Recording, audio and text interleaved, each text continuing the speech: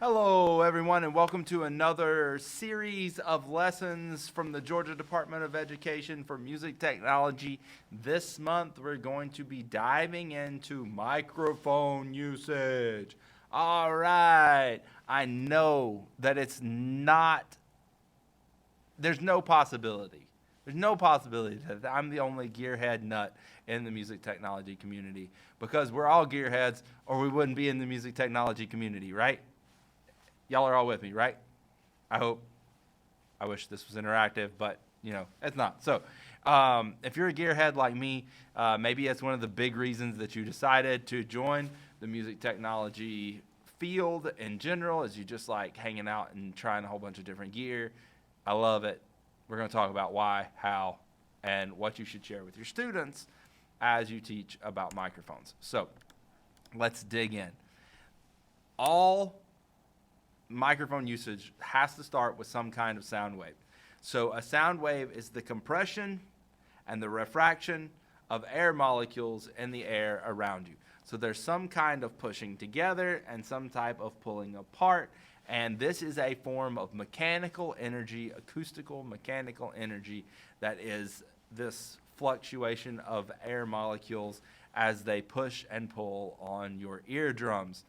This is all measured as a change in air pressure. So when you see a diagram that looks like this up here in the corner, and you see these spikes, there's nothing going through the air up and down like that. What is actually happening is they push toward you and they pull back away from you.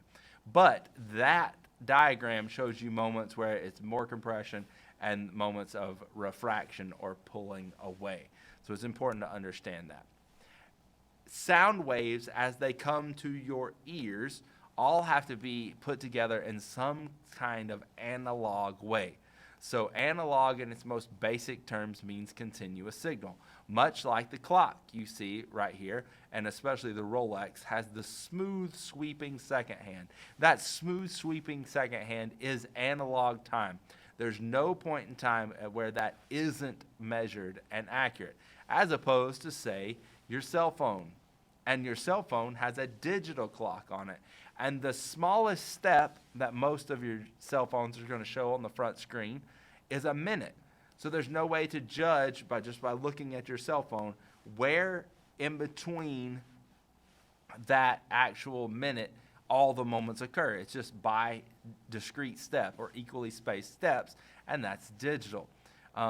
In terms of analog audio signal, we're talking about the instantaneous voltage signals that vary based on the pressure of sound waves. So we're taking this acoustical property and making it electrical. And how do we do that? Through the process of transduction. And transduction is the process by which microphones can convert one type of energy, the acoustical mechanical energy, into another type of energy, which is electrical energy, and that's the working analog signal that we experience and manipulate in our DAWs and in our sound systems and all of that kind of stuff. So this process is called transduction, and the actual microphone itself is what we call a transducer. So there are three key points to remember when using a microphone. Number one, point the microphone in the right direction. Seems like a gimme, right? Maybe it's not a gimme for everyone. So choose the right microphone, face it in the right direction, and then plug it into a preamp. So we're going to kind of break down the different parts of these key points as to how you would apply them. So choose the right mic. You have two basic types. Everyone has seen this mic over here on the side of the screen with the writing, the left side of the screen. So that's the Shure SM58. That is the quintessential classic dynamic microphone. Everyone's used them. They probably should never cost you more than $100 unless the economy keeps inflating like it is right now. But who knows? These microphones are still under $100. If you see them over 100, go somewhere else. Find the deal somewhere else. If you get them on Black Friday, they're $58. SM58, $58. People put them on sale like that all the time. So this is a moving coil microphone. The other type of microphone that you see here is called a condenser microphone. It's the kind you generally see people in a studio use. They're each great microphones. There's no problem using either one of these microphones. And actually, for most of our music tech ones, we probably should be using that dynamic microphone over there because it's just got some great features for our students and still super high quality microphone. So what is a dynamic microphone? Well, a dynamic microphone uses a sound source that strikes a mylar plastic diaphragm. So this diaphragm is acting like your eardrum. You'll see it at the front edge of this diagram where the sound waves are actually hitting. As that diaphragm is struck and pushed on by the compression and refraction of sound waves, then we see a change in this coil of wires moving back and forth. And as that coil of wires moves back and forth, it is moving up and down on a magnet. That magnet has creating a magnetic field. When you run wires past a magnet, you wind up creating electricity. You remember those like shake lights that they used to have there for a while that you could put in your car and you shake it back and forth? Well, there's a magnet sliding up and down in that light going past a set of wires. It was generating electricity. Now, the electricity that this generates is very, very, very minute. That's why we're going to need a preamp later. But I don't know if you can see this. Here's the inside workings of dynamic microphone, and you can kind of see there's a red ring right around that inner silver magnet, and that is the wires that move up and down as this diaphragm moves. So it's actually creating electricity, and that is the audio signal that we are using. Really cool. Now, why would we want to have this around? One, they're very rugged. Other than this one that I'm holding in my hand, never really seen one of these break. You could like hammer a nail into the wall, and this thing would still be fine to use afterwards. The internals are all right here. If this breaks, the whole thing breaks. But other than that, the internals are very, very minimal. This is just a good way to hold it and balance it. So rugged, they're affordable. If you ever pay more than $100 for one of these Shure 57s or 58s, you're getting really ripped off. So you can get a lot of mics for not that much money, and they're great for live sound. They aren't quite as sensitive, so they don't feed back so easy. They're just good, rugged, durable, all-around mics, and they have great sound reproduction. What is the disadvantage then? Well, the disadvantage is this. This is a frequency spectrum chart for the SM58.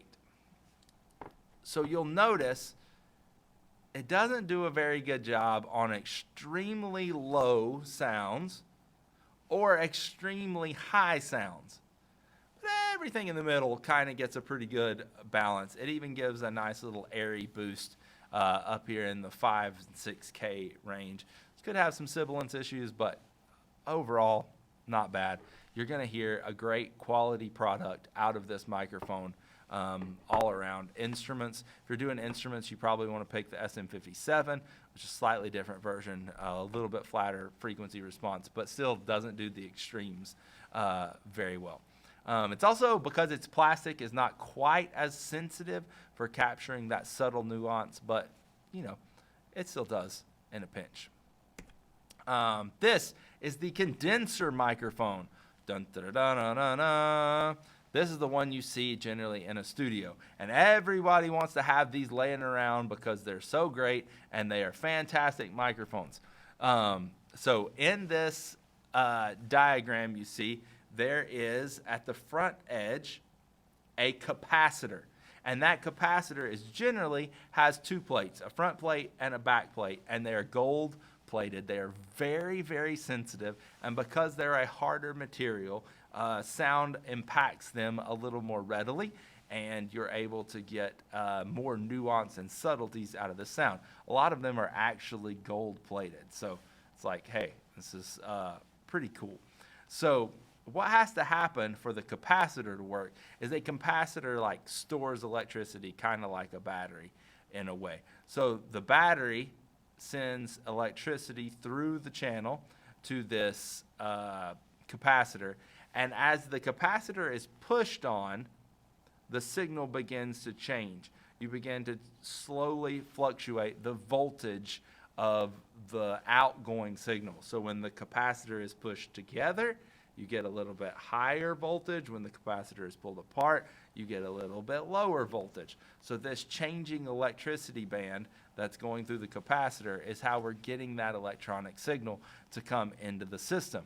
Now, with that being said, in this diagram, the battery is doing that work, but most of the time we're going to use what's called phantom power, which is 48 volts of electricity being sent from your mixing board or your audio interface to the microphone itself. So not all of these have to have a battery. Most of the time we have phantom power, which is going to do all of that. So you need a board that has phantom power in order to make a condenser work, or it's not going to work. Now, what are the advantages? Look at this frequency spectrum graph. The whole frequency spectrum graph is covered in this chart. So you've got the lowest frequencies all the way to the highest frequencies, very evenly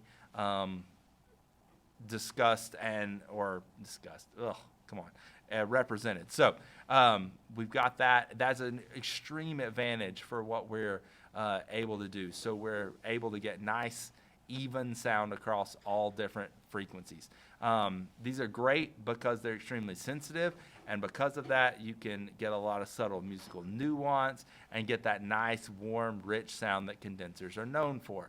Where this is a disadvantage in your classroom is that they're extremely sensitive for being able to pick up room noise. They might pick up air conditioning noise. They might pick up, like if your room's not treated well, bounce backs off the wall, standing sound waves, all that kind of stuff. So while it is the better quote unquote microphone, it also comes with its disadvantages in your classroom that you might not have a space that's treated well enough to really handle that specific type of microphone.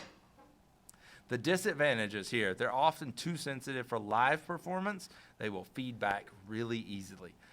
Because it's gold-plated, hard metal plates, these really don't take drops very well, so they're easier to break, and they become much more expensive. Some of your cheaper condenser mics are in the like $200 range, and some of your more expensive are in like the $5,000 to $10,000 range. So you can easily find some Neumann microphones to drop $3,000 on. I don't know any of us that have the resources to begin dropping $3,000 on a single microphone that we're going to put in the hands of high school students. But that would be a big disadvantage for me. I hope you found this helpful. That's how to pick the right microphone per se.